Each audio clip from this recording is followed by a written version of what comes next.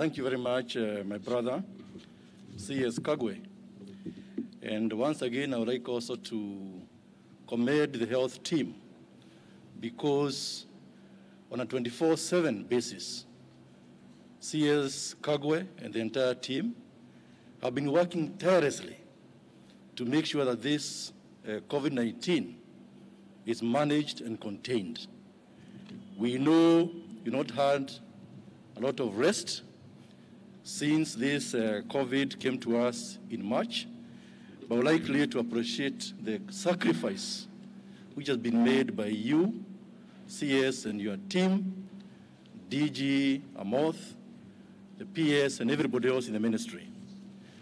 The last time we stood here, where we are right now, it was on the 8th of July. We had come here to inspect these facilities, Jomo Kenyatta International Airport, to determine whether it would be ready for the reopening of our airspace. We'd like to commend the Kenya Airports Authority, Kenya Civil Aviation, and the key stakeholder, Kenya Airways, for having facilitated this work to be done to the standard we can see for ourselves. After we came on the 8th of July, we confirmed that indeed Jomo Kenyatta Airport was ready. And then we inspected Moi International in Mombasa, we inspected Kisumu, we inspected Eldoret Airport. And that allowed us to then reopen the airspace, local airspace, on the 15th of July. We came here at Jomo Kenyatta Airport to launch the local flights on the 15th. And we said when we came here on the 15th of July that we came to make sure that the local flights will provide us with a benchmark for the international flights.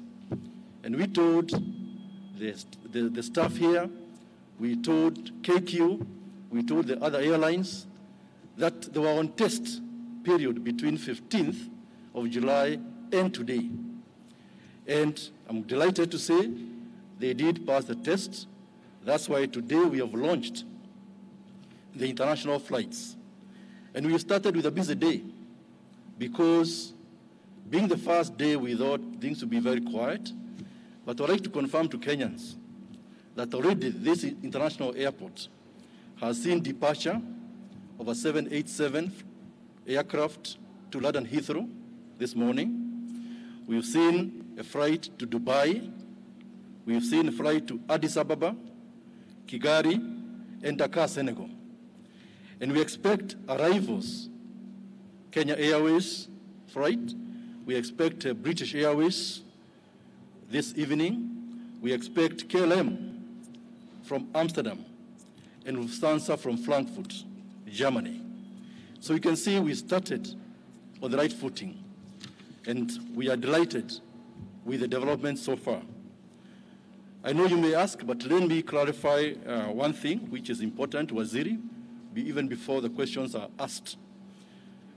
This morning, I had an extensive discussion with my counterpart in Tanzania, because you recall, and some of you are aware, there was an issue with regard to flights from Tanzania into Kenya.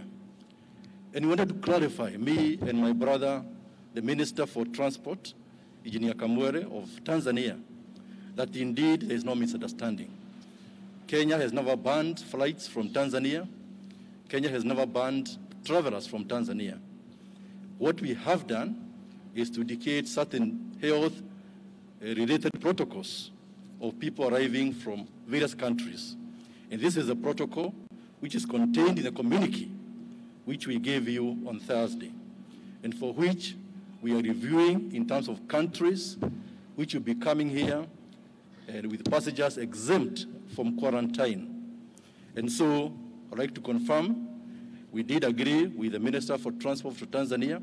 We shall be making this announcement that indeed we've met by virtual meeting this morning, and we have agreed on all issues, and that advisory which was given by Tanzania Civil Aviation Authority yesterday, we believe by the end of the day, it will be reversed with regard to the Kenya Airways flights from here to Tanzania. Thank you very much.